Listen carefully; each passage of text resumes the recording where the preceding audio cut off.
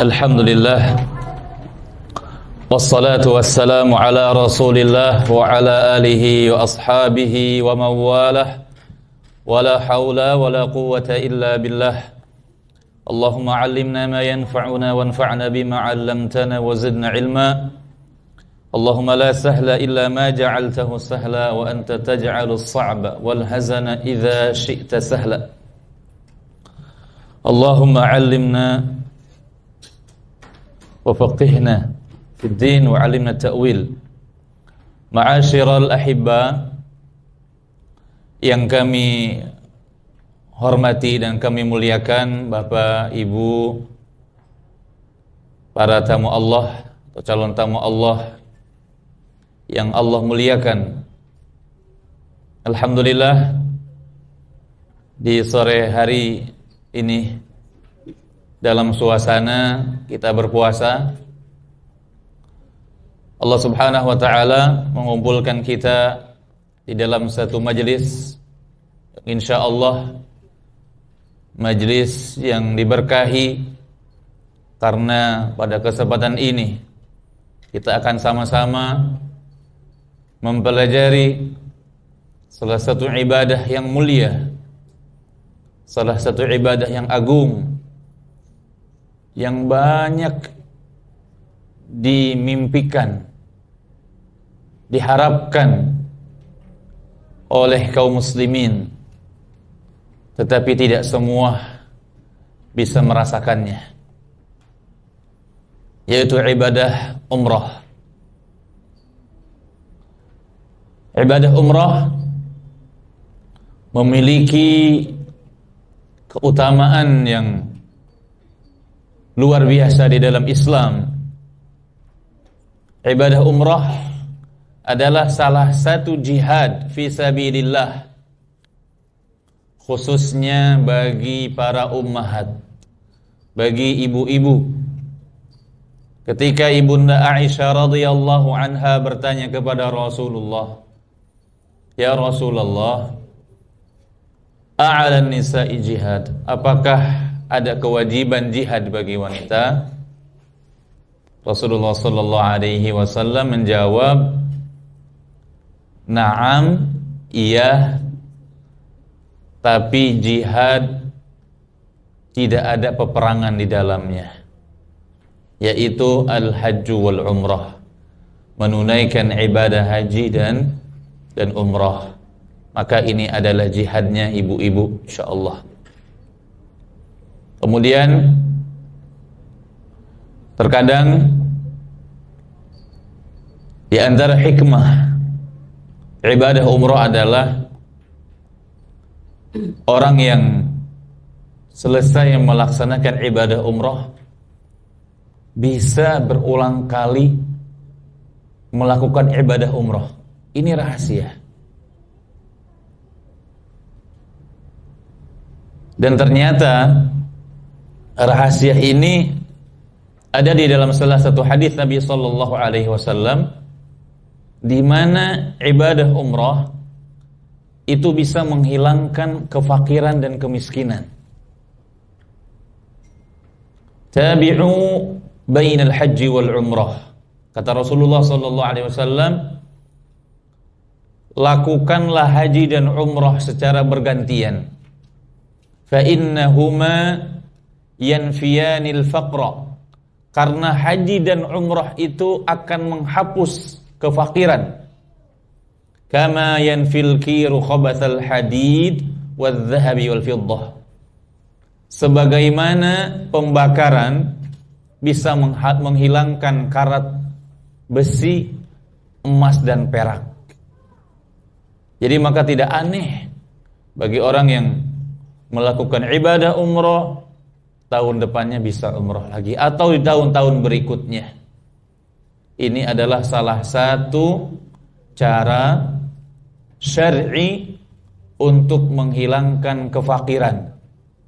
Di sana kita bisa berdoa agar Allah Subhanahu wa taala memberikan kemudahan kepada kita untuk mengulang-ulang umrah, datang ke Baitullah, ke Masjid Nabawi berkali-kali. Dan di sana juga kita bisa berdoa dengan perkara-perkara dunia dan akhirat. Di sana adalah tempatnya mustajab. Di sana pahala salat di Masjid Nabawi itu salatun fi masjidi khairu min alfi salah. Kata Nabi sallallahu alaihi wasallam, salat di masjidku itu lebih baik daripada 1000 salat. Di Masjid Nabawi, salat di sana itu lebih baik daripada 1000 salat. Kalau dibagi 5 waktu, kira-kira 12 hari, 200 hari, ya. Jadi salat satu kali itu berhari-hari, ratusan hari bedanya. Kalau dibagi dengan salat yang sama, itu bisa lebih daripada 2 tahun ataupun hampir 3 tahun satu kali salat di sana. Makanya insya Allah, ya, apa yang Bapak dan Ibu infakkan di jalan Allah demi ibadah yang mulia ini, itu akan Allah Subhanahu wa taala balas, ya, dengan berbagai kebaikan yang ada di sana. Begitu juga insya Allah bagi yang, ya, sebelumnya umrah dan nanti umrah, Bapak Ibu sekalian, tahun ini umrah di 2023. Kemudian nanti diberikan kemudahan lagi umrah, ya, di 2024 ataupun tahun berikutnya. Insya Allah dari satu umrah ke umrah yang lainnya itu kafaratun lima bainahuma, sebagai penghapus dosa di antara keduanya. Di 2023, kemudian umroh lagi katakanlah 2030, ya, 7 tahun, dosa di antara yang dilakukan selama 7 tahun ini insya Allah akan dihapuskan. Tentunya dengan catatan dosa-dosa kecil, karena kalau dosa-dosa besar itu membutuhkan taubat khusus, ya, apalagi dosa-dosa yang berkaitan dengan sesama manusia. Kezaliman tentunya harus diselesaikan. Itu adalah salah satu keutamaan ibadah umrah kita, agar bahwa apa yang kita infakkan itu akan mendapatkan pahala yang besar di sisi Allah Subhanahu wa taala. Kemudian Bapak dan Ibu sekalian, ibadah umrah sama dengan ibadah-ibadah yang lainnya. Diperlukan keikhlasan, niat yang ikhlas karena Allah Subhanahu wa taala. Di dalam satu ayat secara khusus Allah Subhanahu wa taala menjelaskan, dalam surat Al-Baqarah Allah Subhanahu wa taala berfirman, wa atimmul hajja wal umrata lillah. Sempurnakanlah haji dan umrah lillahi, karena Allah.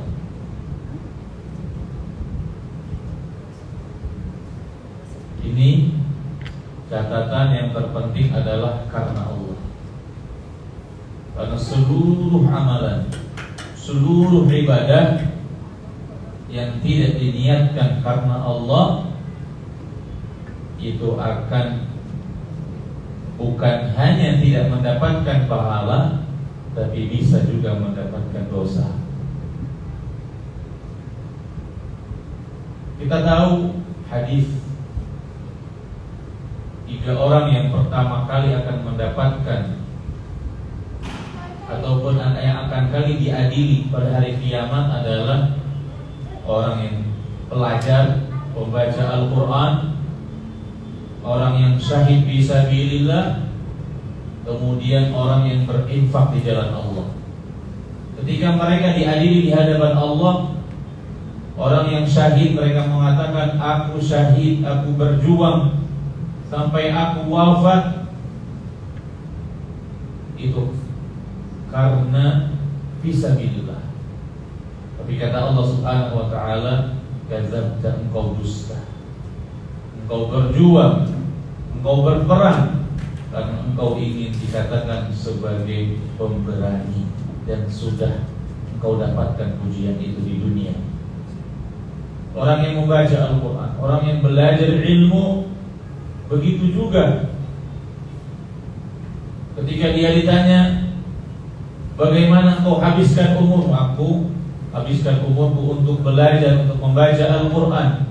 Tapi kata Allah Subhanahu wa ta'ala, engkau dusta. Engkau belajar agar dikatakan orang yang berilmu. Engkau membaca Al-Quran agar dikatakan orang yang membaca Al-Quran. Ingin mendapatkan pujian di dunia, dan engkau telah mendapatkannya. Begitu juga orang yang menginfakkan hartanya di jalan Allah, ketika dia ingin mendapatkan pujian sebagai seorang jawad, dermawan, dan dia sudah mendapatkannya di dunia, maka Allah Subhanahu wa ta'ala mengingkari, mendustakan ketika dia mengaku bahwasanya dia infak di jalan Allah, dan semuanya itu akan diseret ke dalam neraka waliyadzubillah. Maka di dalam kesempatan yang berbahagia ini, mari kita bersama-sama mengikhlaskan ibadah umrah kita semata-mata untuk Allah Subhanahu wa ta'ala, bukan karena kita ingin mendapatkan pujian dan lain sebagainya. Maka nanti akan terlihat ketika kita perjalanan kita, dan saat ini begitu mirisnya orang tawaf itu sambil selfie, semuanya sambil pakai HP. Padahal itu ibadah, ya. Maka tentunya kita lebih menjaga keikhlasan kita, dan keikhlasan itu akan kita jaga sampai bertahun-tahun, sampai kita bertemu dengan Allah Subhanahu wa ta'ala. Bisa saja nantinya di awal kita ikhlas, tapi ketika kita sudah pulang kita tidak bisa menahan, lalu kita ingin ria menceritakan, ya tentu tergantung motifnya. Kita menceritakan itu untuk apa?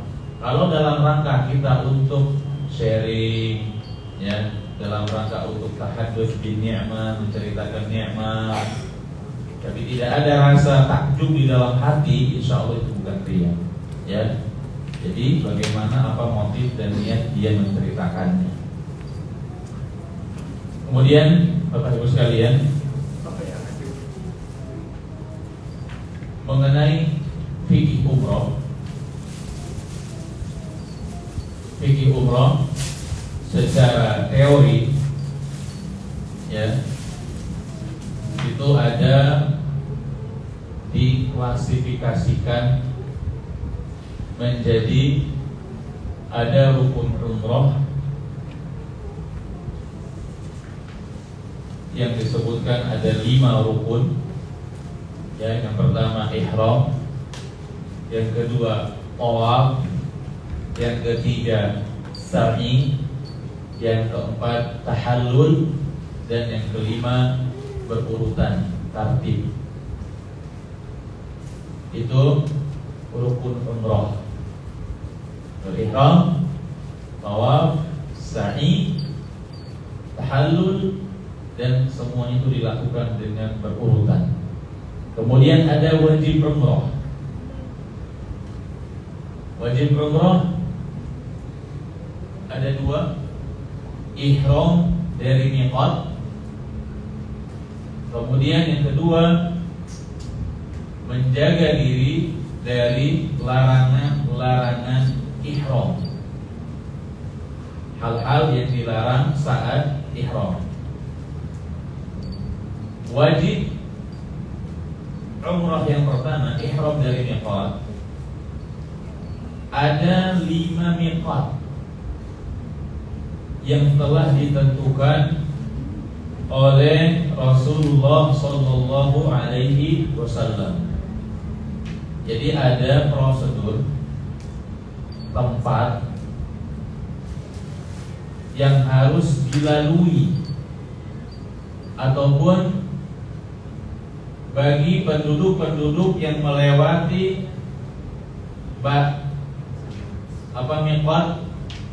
miqat tersebut dan dia ingin melakukan ibadah haji ataupun umrah, maka dia harus ihram di tempat tersebut. Tempat-tempat tersebut yang pertama adalah,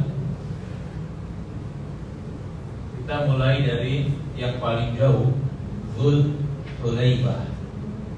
Miqatnya Ahlul Madinah, jaraknya 450 km, dan itu insya Allah akan menjadi miqat kita, karena perjalanan kita rutenya dari Jakarta langsung ke Madinah. Ada kelebihan, fasilitas ataupun kemudahan dari Allah Subhanahu wa taala, kemudian dari juhudnya sahabat Tur mengupayakan perjalanan dari Jakarta langsung ke Madinah agar perjalanannya tidak terlalu melelahkan. Biasanya ada beberapa travel Jakarta Jeddah, kemudian ke Madinah naik bis. Perjalanan dari Jeddah ke Madinah itu menghabiskan waktu kurang lebih 4-6 jam. Jadi ketika sampai harus naik bis lagi. Kalau ini Jakarta langsung ke Madinah kita insya Allah. Ya, ini khususnya bagi perjalanan bagi orang tua itu cukup diringankan insya Allah. Bagi anak-anak juga ya, karena biasanya perjalanan di pesawat 9 jam 10 jam itu sudah cukup melelahkan. Maka ketika kita sudah sampai di Madinah, dari bandara Madinah sampai ke hotel, sampai ke Masjid Nabawi, itu kurang lebih setengah jam saja. Alhamdulillah.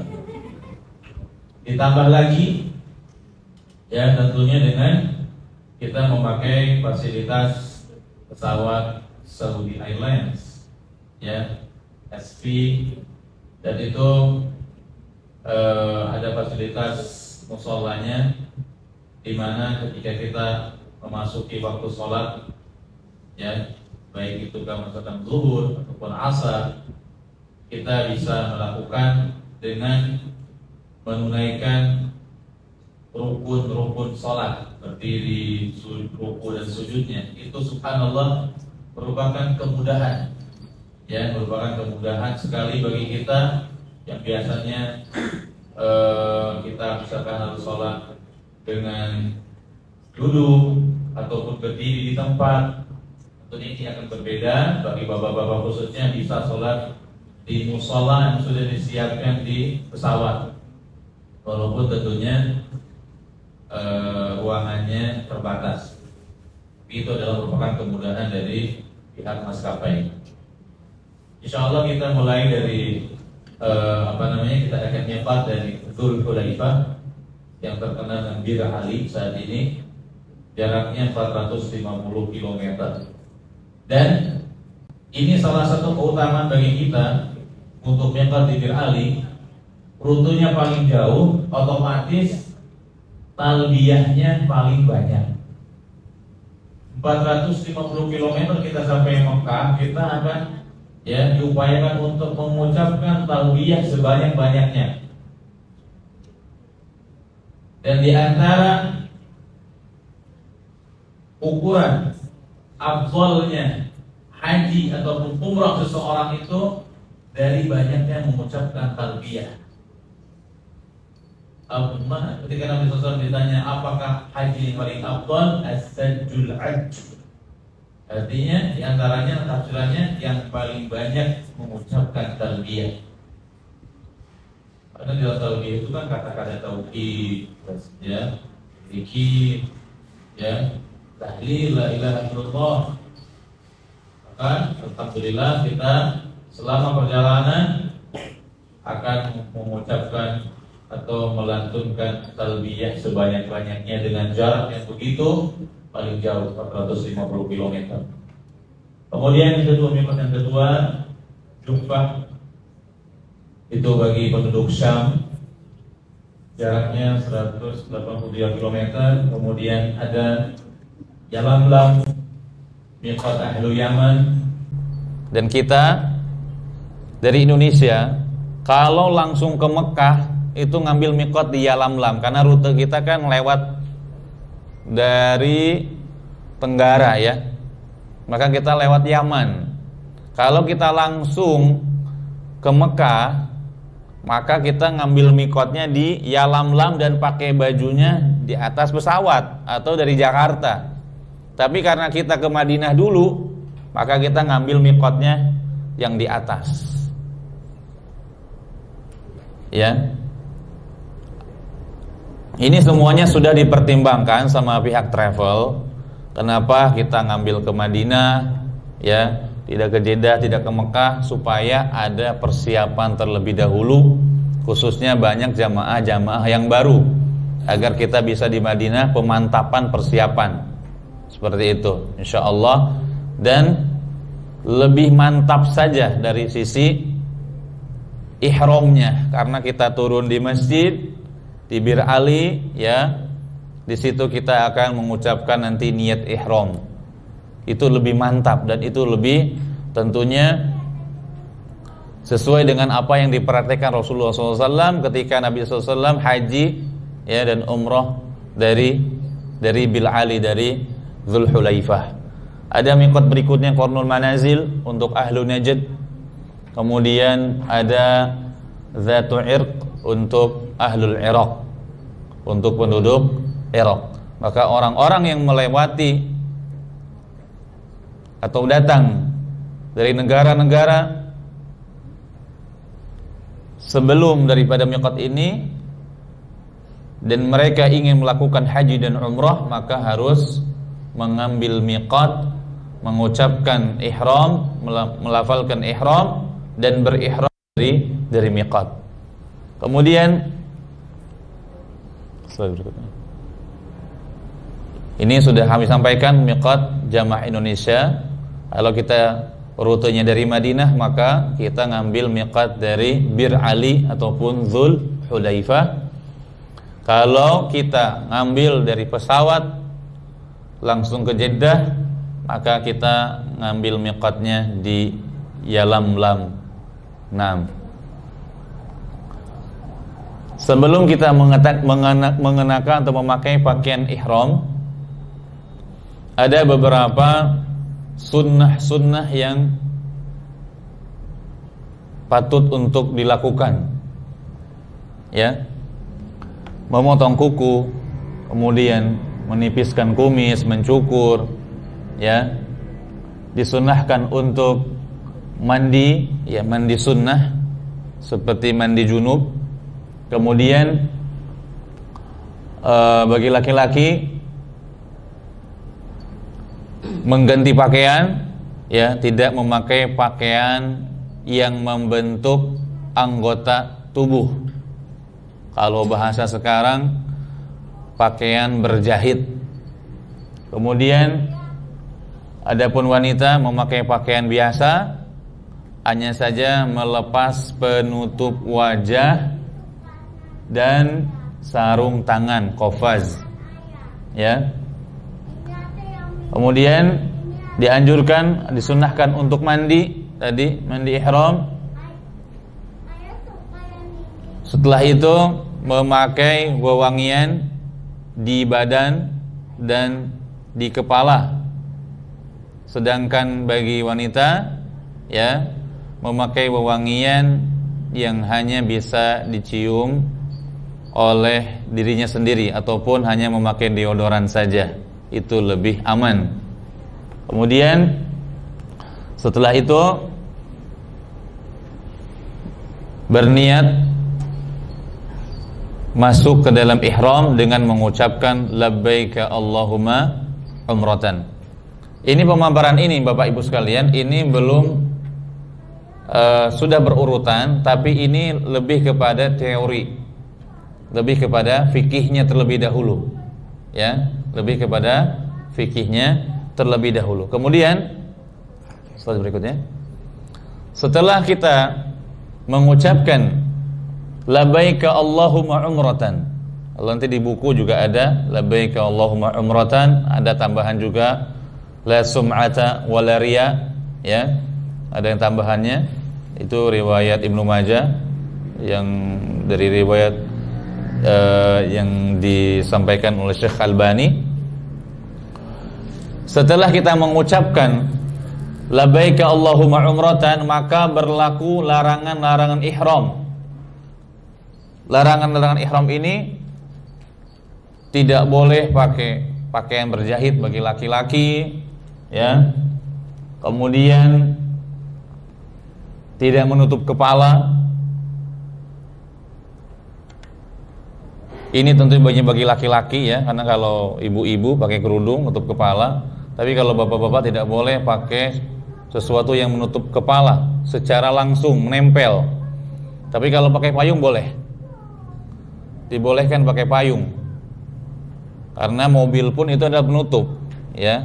Tapi secara tidak langsung. Biasanya yang terjadi, yang dikhawatirkan itu ketika bapak-bapak kedinginan pakai AC bus sehingga nutup, ya, baik pakai tangan ataupun pakai bisa pakai jaket kayak gitu. Maka ini harusnya diperhatikan, nanti dimatikan saja, ditutup, ya, AC atasnya kalau tidak kuat dingin. Ya, ini khawatirnya disengaja melakukan hal tersebut. Kemudian dilarang untuk menutup wajah. Sebagian wajah juga dilarang untuk menutup tangan dengan sarung tangan bagi ibu-ibu. Maka di sana, ya, ibu-ibu dilarang untuk menutup wajah. Ya. Ada cara ketika ada yang lelaki yang bukan mahram untuk menutupnya pakai jilbabnya, ataupun sebagian pakai menutup kepala yang tidak langsung, ya. Kemudian larangan berikutnya adalah meminyaki rambut, memakai wewangian sebelumnya di badan ataupun di pakaian ihram. Kemudian juga dilarang melakukan hubungan badan antara laki-laki dan perempuan, bahkan termasuk juga dilarang muqaddimahnya, bercumbu juga dilarang, ya. Kemudian dilarang menghilangkan ataupun mencabut rambut ataupun kuku. Dilarang berburu hewan daratan ataupun, ya, di sana dilarang membunuh hewan-hewan diharam di tanah haram. Biasanya sebagian ulama juga menyebutkan jangankan berburu, tanfir saja. Ya, tanfir itu artinya hanya mengejar-ngejar gitu. Ya, biasanya kan ada burung-burung ini nih, burung-burung merpati. Ya, itu juga bisa termasuk larangan. Ya, ngejar-ngejar hewan di sana.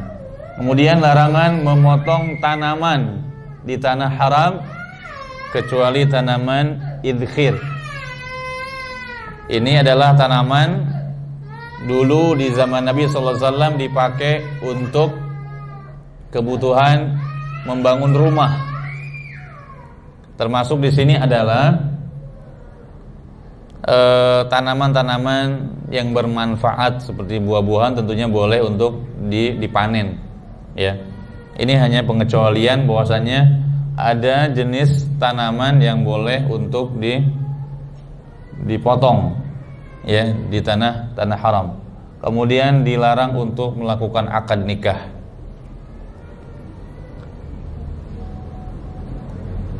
Yang masih dibolehkan saat ihram adalah pakai jam tangan, ya, pakai headset, pakai cincin, pakai sendal, kacamata, ya, ikat pinggang boleh. Seperti ini terkadang ada yang menafsirkan tidak boleh bagi laki-laki pakai ikat pinggang yang kita suka pakai itu. Padahal tidak masalah. Ya, tidak masalah, tidak harus ikat pinggang yang disediakan di sana. Karena kalau kita lihat itu kan juga ada jahitannya. Sebetulnya intinya bukan pada jahitannya. Ya, ikat pinggang boleh, walaupun ikat pinggang biasa dibolehkan. Tapi kalau yang lebih aman, ya kita ada ikat pinggang dan sudah kalau tidak salah sudah disiapkan ya, sudah disiapkan oleh pihak travel ikat pinggang bagi yang belum terbiasa untuk memakai izarnya, sarungnya. Tapi insya Allah bagi yang sudah terbiasa itu akan cukup kuat walaupun tanpa ikat pinggang. Kemudian masih dibolehkan mandi, ya, dibolehkan mencuci pakaian ihram, dan juga kalau ada rambut yang rontok ataupun bulu yang jatuh ataupun yang lain sebagainya tapi dilakukan tanpa disengaja itu tidak masalah. Ya. Itu yang masih dibolehkan. Kemudian masuk kepada tawaf. Ini sebetulnya cukup panjang ya, jelaskan fikihnya ya. Atau kita tidak fokus ke ini aja ya, Pak ya. Saya ulangi tadi dari beberapa penjelasan saya, Bapak Ibu sekalian. Tadi kita umrah itu ada 4 kegiatan. Pertama ihram, ya. Yang kedua adalah tawaf. Ketiga sa'i, keempat tahallul. Itu saja. Ya. Ihram, tawaf, sa'i, tahallul. Ihram ada kegiatan sebelum ihram yaitu bersih-bersih. Ya, ada bersuci, ya mandi, pakai pakaian, ada gunting kuku, cukur rambut, ya, kumis, kemudian juga bulu kemaluan, ya. Itu dicukur. Bersih-bersih seperti biasa. Kemudian pakai pakaian ihram. Setelah bersuci, setelah mandi, pakai pakaian ihram. Untuk laki-laki ada ketentuannya, yaitu pakai pakaian ihram yang terdiri dari bawahan dan atasan. Bawahan itu sarungnya, izarnya, kalau atasan itu selendangnya. Ya. Dan disunnahkan berwarna putih, sunnah. Ya, disunnahkan berwarna putih. Kemudian dipakai, ya. Kita langsung praktek insyaallah. Jadi kita ketika ihram, ketika sudah bersuci, kita dianjurkan atau memakai pakaian ihram.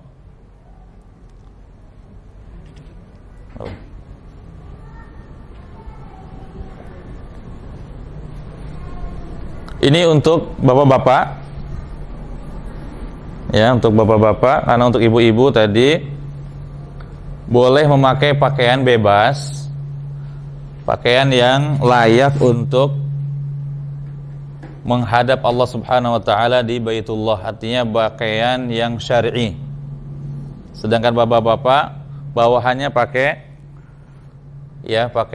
pakai izar, tentunya pakainya di tempat yang tertutup karena nanti bisa dipakai dengan dalaman dulu, nanti setelah pakai baru dilepas. Ya. Cara pakainya banyak versi, banyak cara. Ada yang pakai dengan lilit seperti ini, ya. Digulung, tidak masalah. Ya, tidak ada ketentuan khusus. Ada yang seperti biasa, ya, seperti pakai sarung. Yang dilipat seperti ini, kemudian dibalik, ya, tidak masalah. Kalau saya biasa seperti ini, ya, seperti ini, kemudian ya. Nanti ketika sudah, ini bisa pakai gesper. untuk penguat ya, untuk menguatkan saja. Nanti bisa dipastikan terlebih dahulu dipakai apakah gespernya sesuai dengan ukuran badannya. Karena bisa saja karena ukurannya ini ada L, ada M gitu. Khawatir nanti tidak pas. Sudah seperti ini. Kemudian untuk atasannya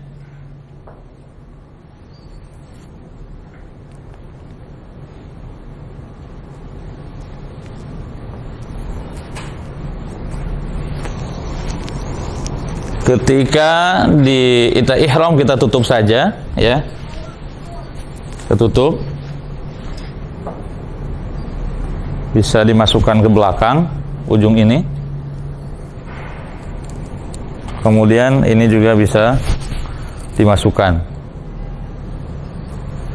Bisa seperti ini atau bisa yang ininya dimasukkan. Kemudian ininya dikeataskan atau dilipat di sini. Ya. Artinya senyamannya saja. Senyamannya. Ini dalam posisi kita seperti ini, kita siap ketika di miqat tadi, kita berarti di Bir Ali. Setelah kita kemungkinan nanti di Madinah, di hotel kita sudah siap-siap. Jadi di Bir Ali mungkin turun, ada yang ke kamar mandi memperbaharui wudu seperti itu, ada yang sholat ya, karena sebagian ada yang menganggap adanya sunnah, sholat sunnah apa saja, sholat mutlak. Kalau kita bisa sholat wajib di situ lebih afdol sebetulnya kalau kita bisa sholat zuhur di masjid miqat. Itu Nabi SAW sholat zuhur di miqat waktu itu. Setelah sholat zuhur, kita naik kendaraan. Nah di kendaraan itulah kita sebelum jalan kita mengucapkan labbaika Allahumma umratan. Labbaika Allahumma umratan. Niat ihram dari mulai ketika kita mengucapkan labbaika Allahumma umratan, kemudian bis jalan, di situ kita memperbanyak talbiyah. Dan dari situ berlaku larangan ihram yang tadi disebutkan. Ya, tidak boleh cukur rambut, gunting kuku, ya. Tidak boleh bercumbu, tidak boleh berburu dan lain sebagainya. Ketika kita sudah mengucapkan niat labbaika Allahumma umratan dan kita jalan ya di bis. Kemudian atau bis melakukan perjalanan. Selama kita perjalanan menuju Mekah, kita dianjurkan untuk memperbanyak talbiyah. Untuk laki-laki dianjurkan mengeraskan suara, ya. Kemudian untuk ibu-ibu bertalbiyah dengan suara yang lirih, cukup bisa didengar oleh sendiri saja ataupun yang di sampingnya. Lafaz talbiyah, ya. Sudah pada hafal insyaallah talbiyahnya? Baik, saya ini kan ya, saya bacakan, kita ulangi, saya baca kemudian diulangi ya Bapak Ibu sekalian. Atau saya mulai dari niat umroh ya. Labbaika Allahumma umratan. Saya ulangi, labbaika Allahumma umratan. Ya, itu niat ihram. Kemudian bis jalan menuju kota Mekah. Sepanjang kota Mekah kita memperbanyak talbiyah. Mari ikuti ya. Labbaik Allahumma labbaik. Labbaik la syarika laka labbaik. Innal hamda wan ni'mata laka wal mulk la syarika lak. Labbaik Allahumma labbaik. labbaik la syarika laka labbaik innal hamda wan ni'mata laka wal mulk la syarika lak.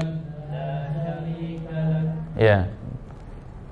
Talbiyah ini, zikir talbiyah ini diulang-ulang ya, dan diucapkan dengan keras bagi laki-laki dengan semangat sebanyak-banyaknya. Kalau diselingi kemudian ngantuk tidak masalah ya.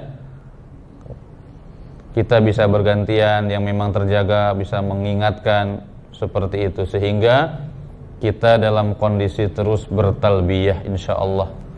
Keutamaannya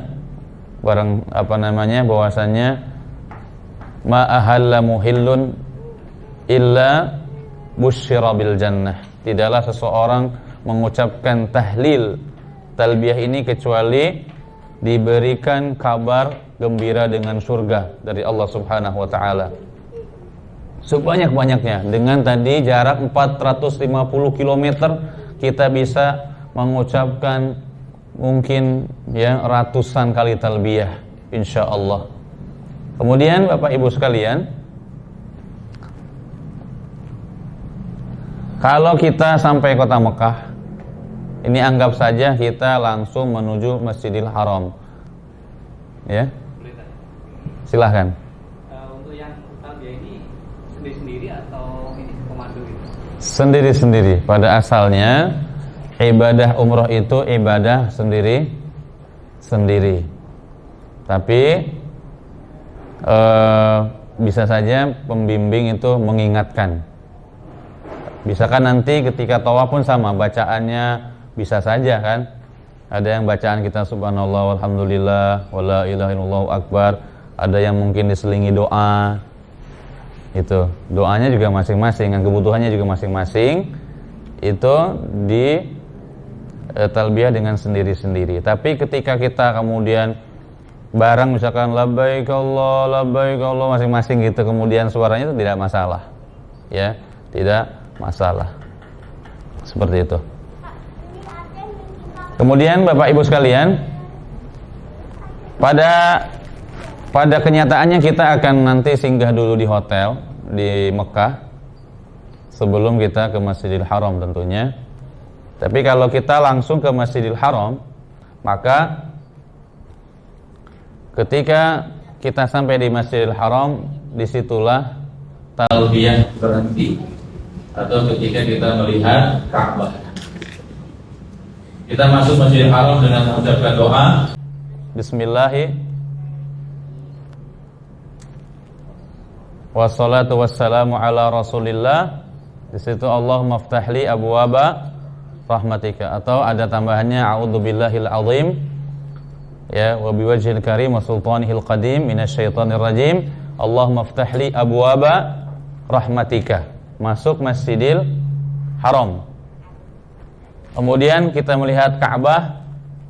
Ada sebagian atsar menyebutkan doa melihat Ka'bah, Allahumma antas salam wa minkas salam. Di situ apa? Fahayyina rabbana bis salam. Ya Allahumma antas salam wa minka salam. Doa melihat Ka'bah.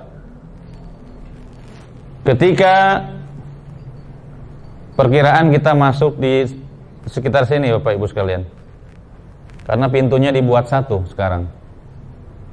Pintu masuk tempat tawaf itu pintunya satu.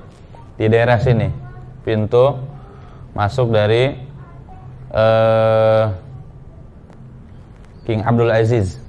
Pintunya kita akan keluar masuk di sini. Jadi posisinya di sebelah sini. Saya akan perkenalkan terlebih dahulu. Ini yang ada, ini Hajar Aswad di sini ya. Ini namanya Rukun Hajar Aswad. Jadi ada Ka'bah ini terdiri dari 4 sisi ataupun 4 sisi atau 4 ini rukun. Ini Rukun Hajar Aswad. Sebelah sana Rukun Syami, sini Rukun Iraqi. Ya, ini rukun, itu Iraqi, ini Syam, ini rukun Yamani. Ini rukun Yamani. Kita akan datang dari sini. Kemudian sebelum kita memulai umrah, maka bapak-bapak membuka lengan sebelah kanan. Ini namanya idtiba. Sebelum mulai umrah dibuka. Ini terbuka. Kemudian kita mulai tawaf sejajar dengan Hajar Aswad. Di sebelah kiri kita Hajar Aswad, sebelah kanan kita ada tanda hijau. Ada tanda hijau. Ya. Di sini kalau kita bisa, kita mencium Hajar Aswad. Ya, menyentuh kemudian menciumnya. Kalau tidak bisa mencium, kita sentuh dengan tangan, kemudian kita cium tangan kita. Kalau tidak bisa dengan tangan, maka pakai tongkat. Ya, kita cium tongkatnya. Nabi SAW juga pernah. Tapi kalau kita tidak bisa karena kondisinya, ya, dan nampaknya kondisi Syawal juga masih penuh, krodit. Ya, kondisinya sangat penuh. Ya, apalagi kita Syawal masih baru-baru dan kemungkinan kita tidak bisa untuk mencium Hajar Aswad ataupun menyentuhnya. Maka cukup mengucapkan, berisyarat dan mengucapkan Bismillahi Allahu Akbar atau Allahu Akbar. Di sini kita sejajar. Kita mulai Bismillahi Allahu Akbar. Ya, Bapak Ibu sekalian. Kemudian kita mulai tawaf, membaca zikir bebas. Subhanallah walhamdulillah wala ilaha illallah wallahu akbar. Ya, bebas zikirnya, atau ada yang doa apa saja bisa dibaca. Baca Al-Qur'an. Di sini ada ini namanya makam Ibrahim, ya. Kita masuk di sini tidak masalah. Maksudnya tawaf lewat sini tidak masalah. Tawaf itu syaratnya harus Ka'bah itu di sebelah kiri kita. Dan kita harus berada di luar Ka'bah. Memang kita tidak, apakah mungkin kita berada di dalam Ka'bah? Mungkin. Karena kalau kita masuk tawaf di sini, ini ada Hijr Ismail di sini, ya. Karena Hijr ini masih pondasi Ka'bah. Jadi kalau lewat ke sini itu tidak masuk hitungan. Hitungannya harus di luar Ka'bah. Termasuk juga ini di situ ada namanya pondasi sini, Sadarwan. Sadarwan di sini kalau seseorang musab sambil dia tawaf, sementara di situ itu dia masuk tubuhnya ke dalam bagian Ka'bah, maka bisa dinilai tidak sah tawafnya. Posisinya harus di luar Ka'bah. Kembali dari sini sambil berdoa, sambil zikir, subhanallah, alhamdulillah, wala ilaha illallah, wallahu akbar. Doa, kemudian sebanyak-banyaknya zikir sampai kita di rukun Yamani sini. Kalau kita bisa menyentuhnya, kita sentuh. Kita bisa menyentuhnya. Tapi kalau kita tidak bisa menyentuh rukun Yamani, kita berlalu saja tanpa isyarat. Tidak isyarat, ya, hanya lewat saja. Dari mulai rukun Yamani sini baru ada doa khusus, yaitu Rabbana atina fid dunya hasanah wa fil akhirati hasanah wa qina adzabannar. Bacaan khususnya hanya di antara rukun Yamani sama Hajar Aswad saja. Rabbana atina fid dunya hasanah wa fil akhirati hasanah wa qina adzabannar. Insyaallah sudah pada hafal ya Bapak Ibu sekalian ya. Doa ketika ataupun zikir yang dibaca di antara rukun Yamani sampai Hajar aswad. Bagi laki-laki disunnahkan untuk melakukan lari-lari kecil di 3 putaran pertama. Tapi karena kita berjamaah dan kondisinya juga penuh, ya, kita dirasa tidak bisa melakukan lari-lari kecil, apalagi bareng keluarga, ya.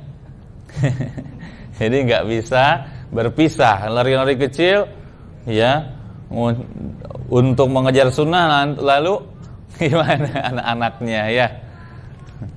Maka dari ketika sampai sini, Rabbana atina fid dunya hasanah wa fil akhirati hasanah wa qina adzabannar. Sini lagi syarat lagi, Allahu Akbar. Hitungannya 1. 1, ya, saya muter lagi. Sampai sini, Rabbana atina fid dunya hasanah wa fil akhirati hasanah wa qina adzabannar. 2. Di sini isyarat lagi, Allahu Akbar.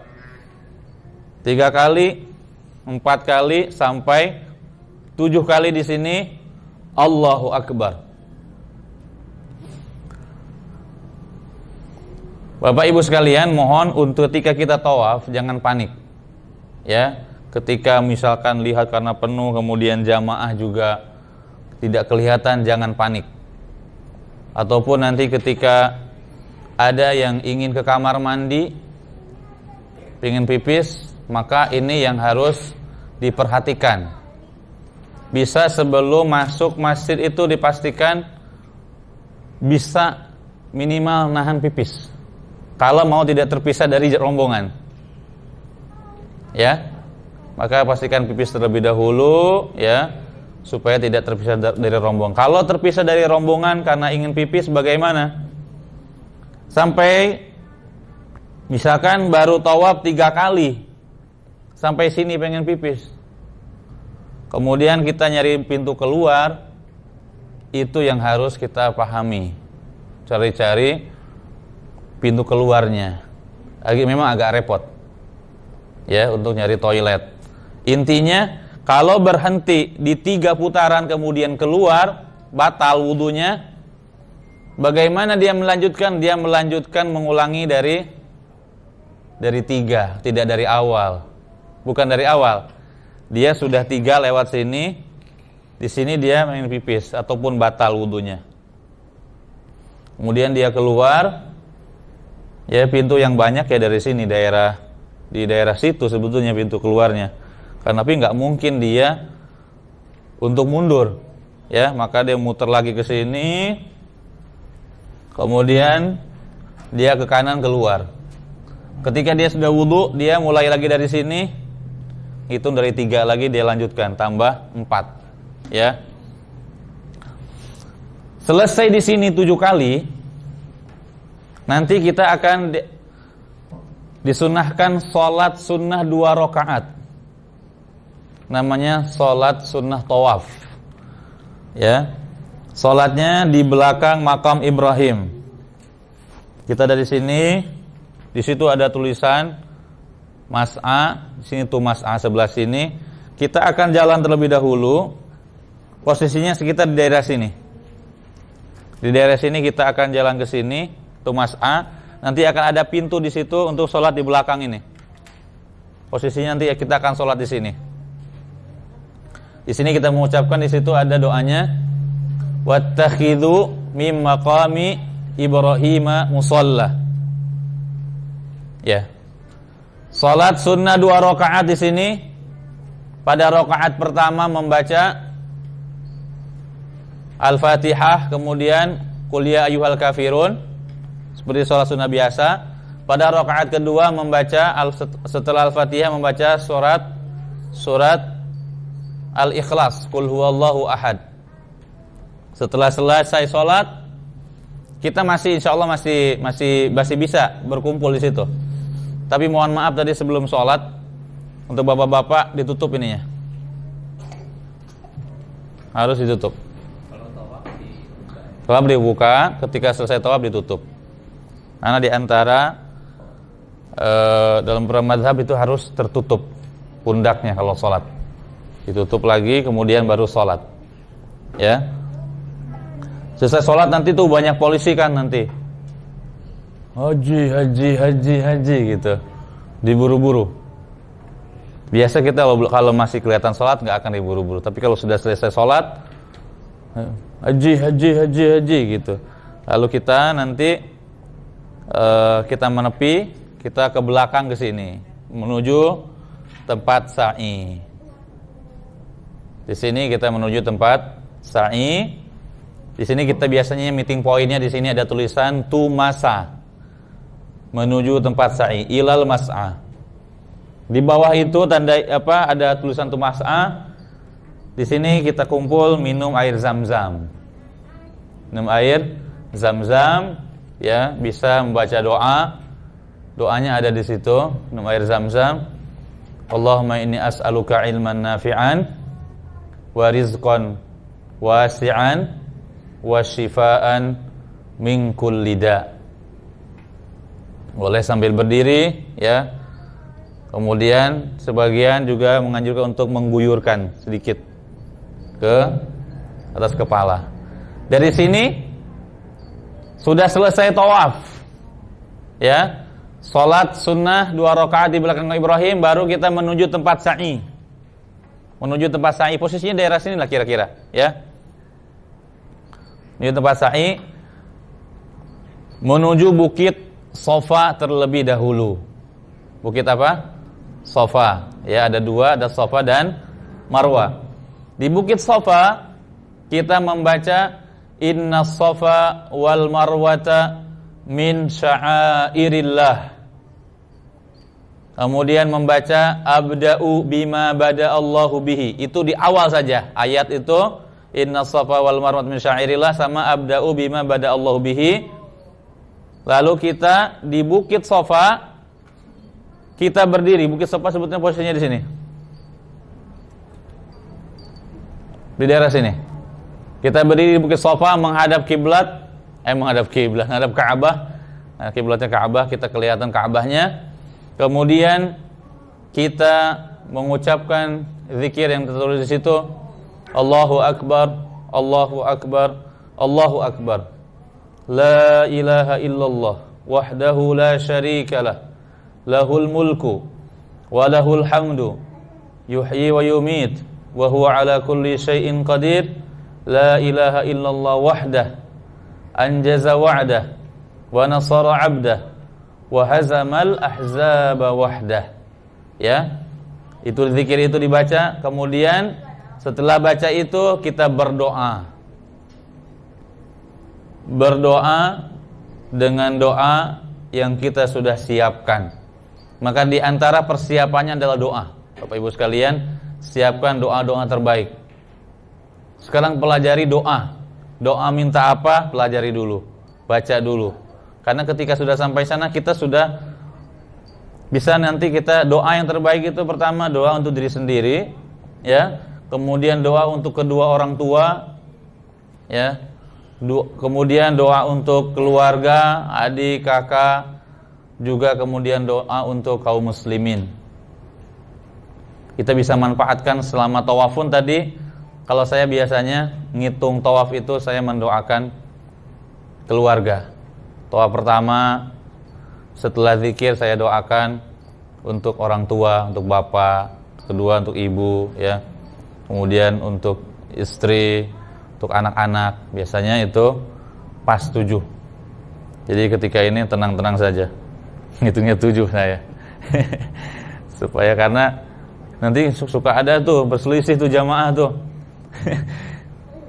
7 apa 8 tuh.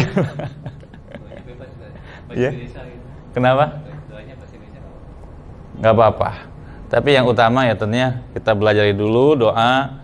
Karena doa yang ada di dalam Al-Quran itu ringkas tapi jami' mani gitu. Ya, doa minta rizki. Kalau enggak ya doa Rabbana atina fid dunya hasanah, itu diulang-ulang. Kita doa. Setelah kita berdoa, baca lagi yang tadi, la ilaha illallah, ya Allahu Akbar, Allahu Akbar. Dibaca lagi, kemudian doa lagi. Kemudian dibaca lagi sekali lagi zikir tadi, la ilaha illallah itu. Setelah itu baru kita turun. Jadi di antara zikir itu diselingi dengan doa. Doa dari yang kita panjatkan kepada Allah. Dari Bukit Safa kita turun menuju Marwah. Ketika kita turun baru beberapa meter, sekitar mungkin ada 15 meter atau 10 meter, mungkin lebih ya, 20 meteran, itu ada tanda hijau. Tanda hijau itu menandakan kita lari-lari, laki-laki lari-lari kecil. Ya, di antara tanda hijau itu lari-lari kecil, dan tidak ada doa khusus, tapi di situ sudah ada, bisa dibaca Rabbighfir warham wa antal a'azzul akram, atau Rabbighfir warham innaka antal a'azzul akram. Ini Rabbighfir warham innaka antal a'azzul akram, ya. Dibaca ketika sambil lari-lari. Rabbighfir warham innaka antal a'azzul akram. Dari Safa ke Marwah dihitung 1 kali. Di Marwah kita lakukan hal yang sama seperti di Safa, tapi tidak membaca ayat. Kita baca yang tadi, Allahu Akbar, Allahu Akbar, la ilaha illallah wahdahu la syarikalah, lahul mulku wa lahul hamdu yuhyi wa yumitu wa huwa ala kulli syai'in qadir, la ilaha illallah wahdah, anjaza wa'dah wa nasara 'abdah wa azamal ahzaba wahdah. Kita baca itu, kemudian kita baca doa, baca itu lagi, kita baca doa, baca itu lagi, kemudian kita menuju Bukit Safa lagi. Safa ke Marwah dihitung 1 kali, Marwah ke Safa dihitung 1 kali, sehingga berakhir nanti di Marwah. Terakhir kita berhenti di Marwah. Setiap kita melewati tanda hijau, baik di Safa atau menuju Safa ataupun menuju Marwah, kita melakukan lari-lari kecil seperti yang tadi disebutkan. Ya. Kemudian berakhir kita di Marwah ke-7 kalinya, berarti sudah selesai, tinggal kita tahallul. Tahallul itu artinya ya, menghalalkan diri, yaitu dengan bercukur. Laki-laki tahallul dianjurkan untuk dibotak, digundul, ya, atau dipendekkan. Adapun untuk ibu-ibu, untuk wanita, ya, dipotong dari seluruh bagian rambut qadrul unmulah, 1 ruas jari. 1 ruas jari. Bisa dilakukan kapan? Apakah di Marwah? Boleh di Marwah. Ya, bawa gunting, biasanya tuh ada tuh yang bawa gunting, pinjam boleh. Tapi tentunya dengan menjaga kebersihan, jangan ke lantai, tapi di tempat sudah disediakan ada mungkin tong sampah gitu, potong, ataupun dipegangin, dibuang. Ataupun nanti nunggu saya Ustadz maunya di hotel, tidak masalah. Biar lebih leluasa di kamar, tidak masalah. Ya. Kemudian nanti kalau bapak-bapak, kita akan bersama-sama menuju barbershop, dicukur. Ya. Biaya masing-masing. Masya Allah. Ini berapa tuh, luar biasa. Biasanya kalau yang nggak tahu, karena sudah ini, oh cukur ya biaya sendiri cukurnya itu. Tapi kalau sahabat terus sudah bayarin. Alhamdulillah. Tapi biasanya kan belum bawa real, belum nukar gitu kan, ataupun nggak bawa dompet, tapi di kamar pinjam dulu biasanya. Ini sudah dibayarin, alhamdulillah. Ya, nanti bareng-bareng dicukur. Ibu-ibu kalau mau ikut sama bapak-bapak tuh, dibotakin semua rame itu. Liatin ya. Kalau mau langsung duluan ke hotel dan paham rute jalan pulang, silahkan. Kalau mau ikut bapak-bapak berarti ikut ke tempat cukur. Dari situ sudah cukur selesai, alhamdulillah. Ya. Insyaallah kita umrohnya malam hari.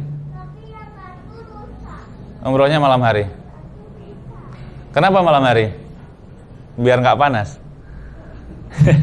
Enggak, karena memang perjalanan kita dari Madinah check out siang zuhur kan tadi kan, atau jam 1 jam 2. Perjalanan 6 jam. Biasanya kita nyampe Isya di Mekah. Setelah itu baru istirahat mungkin 1 jam 2 jam, kita sudah makan malam. Baru sekitar jam 10-an kita umroh. Jam 10 selesai jam berapa? Jam 2, jam 1 jam 2. Jam 1 jam 2 kalau pulang takut kelewatan tuh subuhnya. Makanya semalam itu mungkin nggak tidur. Tapi setelah subuh, setelah sarapan baru tidur sampai Zuhur. Itu saja Bapak Ibu sekalian, itu prosesi ibadah umroh seperti itu. ya. Setelah tahallul berarti bebas. Alhamdulillah, yang tadinya larangan-larangan ihram itu sudah tidak ada lagi. Ya, bagi ya pasangan suami istri ataupun nanti kita mau kan sudah cukur, sudah semuanya ya tidak ada larangan, kecuali tadi ada larangan-larangan yang memang tidak boleh dilakukan baik itu ketika kita ihram ataupun di luar ihram, seperti membunuh hewan-hewan di Masjidil Haram, itu tidak boleh. Baik. Ada yang mau ditanyakan?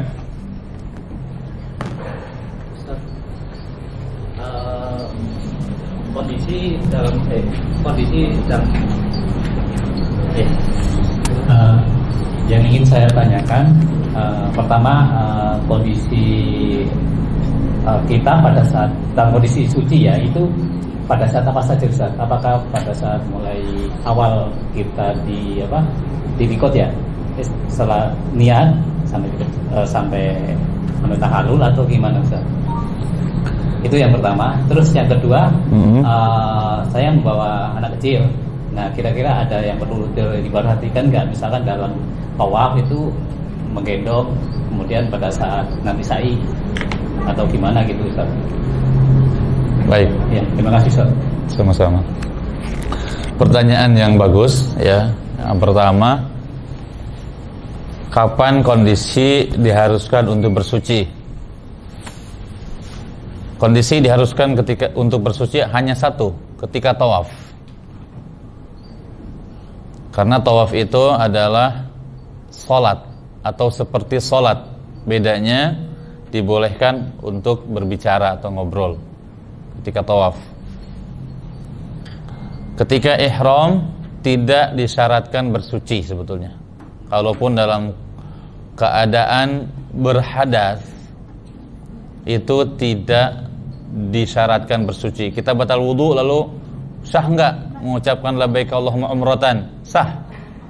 Tidak masalah. Bahkan wanita haid pun berihram. Nah, untuk ibu-ibu ini perhatian.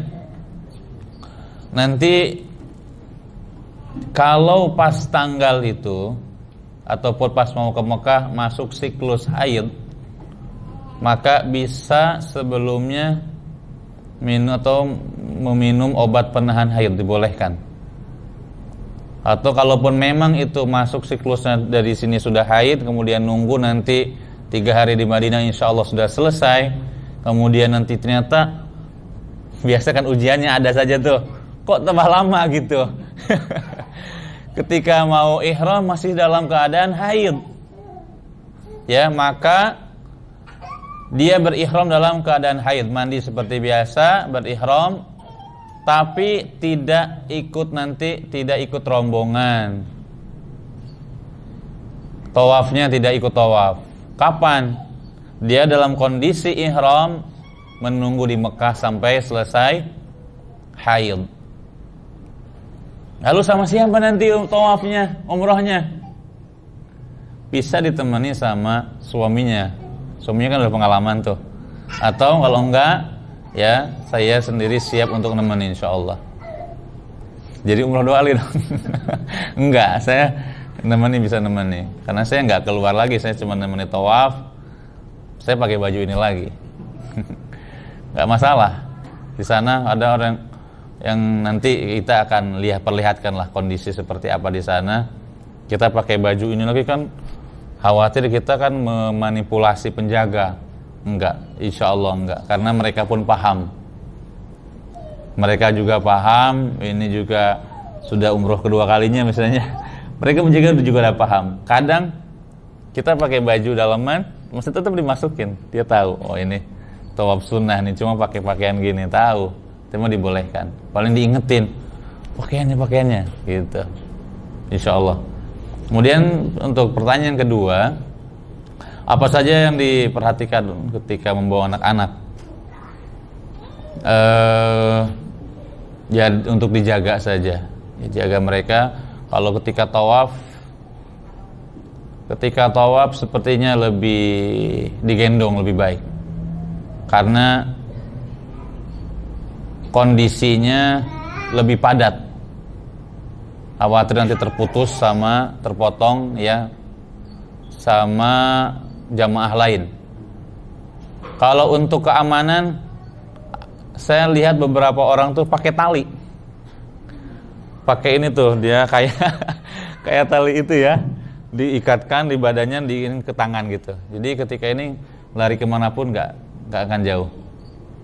Bisa pakai gitu, pengaman gitu ya, di pinggangnya diikatkan tali, kemudian kita ya seperti ya jaraknya nggak terlalu panjang. Kalau ketika sa'i, insya Allah cukup leluasa.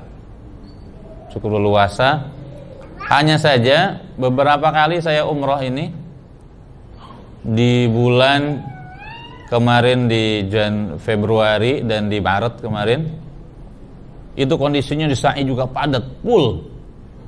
Semakin malam itu semakin bertambah orang.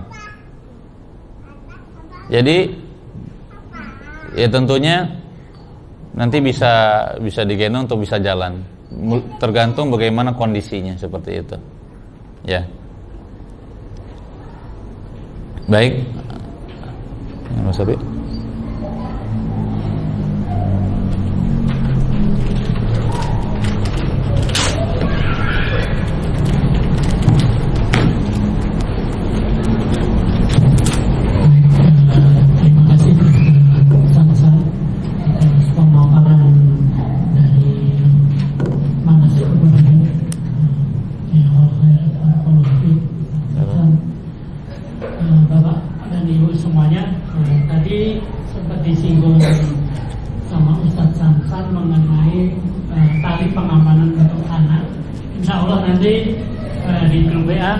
Di-share untuk seperti apa itu talinya. Kalau memang dibutuhkan untuk Bapak Ibu digunakan, insya Allah nanti akan di-share seperti apa gambarnya. Terus berikutnya saya izin untuk reminder kepada Bapak Ibu dan semuanya, insya Allah sebentar lagi waktu maghrib akan tiba, sekitar 10-an menit lagi. Jadi diharapkan Bapak Ibu setelah ini yang belum mempunyai wudhu silahkan nanti berwudhu dahulu di lantai 1 di dekat musola. Tapi kita insya Allah akan sholat berjamaah di sini, di ruangan ini. Setelah sholat berjamaah nanti pertama kita akan menunggu waktu maghrib. Terus nanti di sebelah sisi kanan Bapak Ibu itu disediakan air putih, kurma, dan untuk pembuka dahulu. Setelah itu kita nanti akan sholat berjamaah di sini. Setelah sholat berjamaah nanti kita akan turun bersama-sama ke restoran di lantai ground ya, di lobby. Kita bersama-sama akan turun ke lobby. Di situ ada restoran, kita akan buka puasa di situ. Setelah buka puasa kita selesai, nanti berkenan Bapak Ibu dan saudara semua untuk kembali lagi di ruangan ini untuk mendengarkan paparan teknis mengenai perjalanan umroh kali ini. Insya Allah nanti akan ada tim yang memaparkan bagaimana kita titik kumpulnya besok, insya Allah di tanggal 30 April itu titik kumpulnya di mana, sampai teknis seperti apa kita menaiki pesawat, sampai nanti teknis kepulangan. Insya Allah akan disampaikan setelah kita nanti makan pembuka di lobby di restoran. Setelah itu mohon izin untuk Bapak Ibu kembali di sini mungkin tidak lama setelah kita berbuka. Terus pemaparan pun insya Allah nggak terlalu lama untuk untuk dijabarkan sama tim kami. Mungkin itu saja. Monggo Bapak Ibu atau adik-adik semua yang masih belum punya wudu bisa mengambil wudu terlebih dahulu nanti. Jadi setelah kita buka dengan ala kadarnya dulu, sholat jamaah langsung kita menuju ke restoran. Untuk sementara saya akhiri dulu untuk sesi kali ini. Wassalamualaikum warahmatullahi wabarakatuh. Waalaikumsalam warahmatullahi wabarakatuh.